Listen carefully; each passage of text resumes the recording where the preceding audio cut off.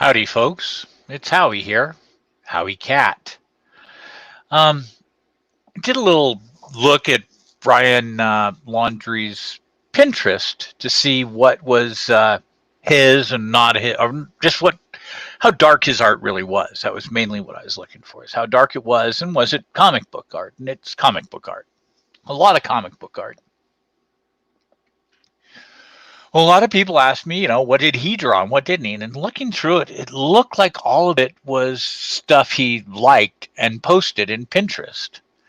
Um, didn't seem like any of it was his drawings to me. So I took a look at his Instagram, and sure enough, Instagram has his drawings in it, his artwork, his paintings, and does a lot of watercolor work, it seems like. Um, Here's his Instagram, Bizarre Design. That's the name of his shirt store that he had on, Depot or Depot, something like that. The God, it's smaller than Etsy. It's smaller than Poshmark. It's a tiny little type of social selling type, like eBay type of store, designed for clothing and whatnot. And he was perhaps there because he bootlegs. But as you look through Brian's Instagram, yeah, you see his pictures of him and Gabby, pictures of him. Then we start seeing what he did with his store. This is what he would do: is he would take actual artwork from other people. Like this is Itchy and Scratchy from The Simpsons. This was a fun one. And yeah, it sounds bad. Lots of gore, maybe an accent change, but that's what the cartoon was. It was a mouse and a cat from The Simpsons. If you hadn't seen it, the cartoon, that's what they do. It's basically a take on Tom and Jerry, to get them as violent as possible instead of kind of silly slapstick. They actually had blood, and anyways, that was the Simpsons joke, not his. He wanted, and then it's very popular. Anyways, he just made these stamps to make shirts and whatever out of them, and that's what he did for his thing. And you can see him just other people's art. He even took the artwork from the cover of Lullaby. Isn't that nice? His favorite book. He takes the artwork and he takes the. I'm not sure which one's this one's from. I thought it's from whatever it is. It's a pretty famous illusion where if you look at it this way, it's a pretty girl. You turn it over, it's an old lady, and it's about it's an illusion type of thing. And the bird is from Lullaby. And here he's even showing you the comics that he lifted his artwork from. And it would be Bender and whatnot. These are from Beetlejuice. I doubt he drew those himself. He probably found them somewhere. Now we do see what he has drawn coming up. Just a little more here of his stuff. He would just make stamps and whatnot. Here's his art. This is his art. This would be Tyler Durden from Fight Club. He's talking about it here. Fight Club watercolor. That's him. Yeah, it's a style. I almost would say it's reminiscent of Frank Miller. It's not as good, and Frank Miller's not even that great, but I don't know. He's not good.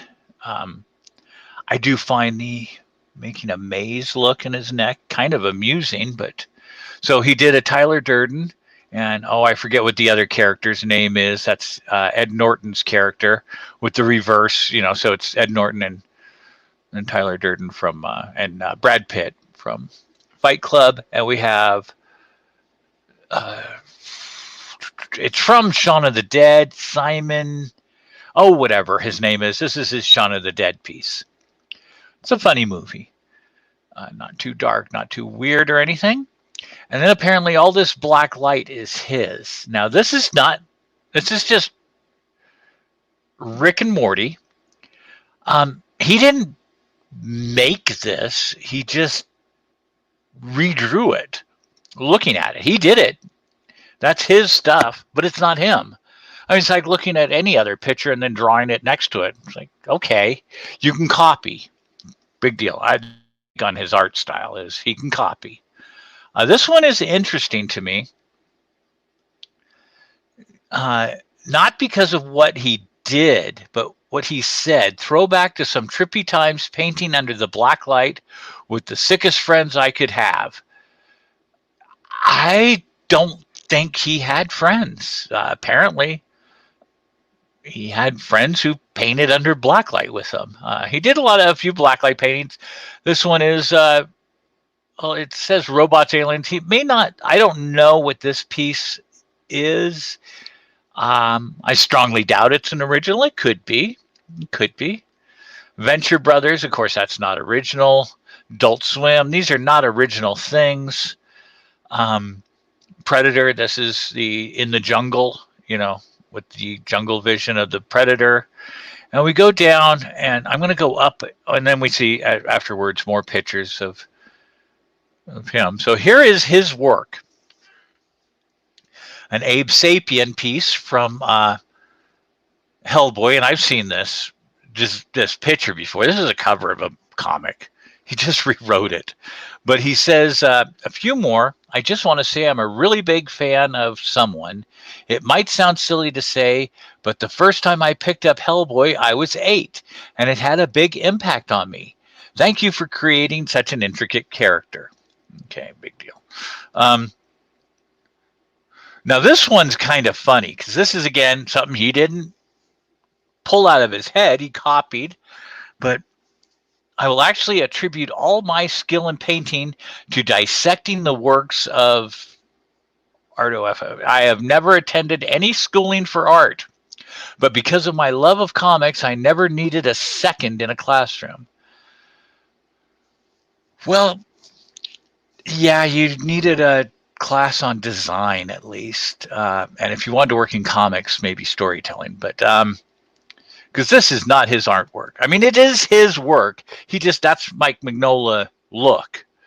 He just redid a piece of Mike Mignola's Hellboy. But hey, that's how you learn, I guess. But just dug up some of my old watercolors. He says Frankenstein piece, pen and watercolor for Frankenstein. Again, that's a very, very well often seen piece of Frankenstein in the chair being chained down. Real common to see that here with Hellboy. Last Hellboy watercolor, he promises, but that's again a piece I've seen. He's just redoing it. He's not bad at copying the piece. Now, the only couple I want to look at, this one's he claims it's him. I'm sorry about that. He claims that's him. I looked in the mirror for this one. Yeah, I don't. Oh, okay. Now, these 3 pieces have a hint into a dark side. He's calling this. Oh, that is. I'm sorry. Who watches The Watchmen swipe for some Rorschach tests? That actually is from The Watchmen. It took me a while to re-get that. That's the end. That's how Rorschach dies in the very, very end. Someone says this is not Watchmen. It is. That is Rorschach dying at the. He did not draw that. It just hit me now. I remember that from the final panels of the book when Rorschach dies. That's what it. I'm pretty certain. I'm not 100% positive, but I do think that when Dr. Manhattan took out Rorschach, that was a look in it. Anyways, this is the one. He did it in black and white, which I don't think is good looking. And he did it in his watercolor style. Now, this piece, I can't place. Maybe someone can help me with this. And the interesting thing is he does put a phone number in here. So if anyone, I'm not going to, I don't think I'm doxing anybody by showing his phone number, am I? I hope not. Anyways, this piece here, it's wearing a Letterman jacket, has an animal head, so it's anamorphic. Bloody knife, bloody arms. in front of a push button phone, but you also have some more anamorphic characters in the back. It it does not. I can't believe this is an original work out of his own head. If it is, that is a disturbed piece. Um, but I don't know. I can't place it. I've never seen that before, so I'm not going to say it's his or not without the knowledge. But that could be a very dark piece that he did on his own.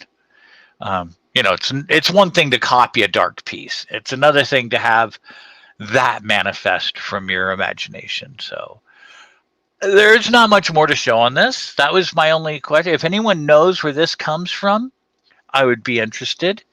And other than that, I hope you enjoyed, and I'll see you sometime later. Bye.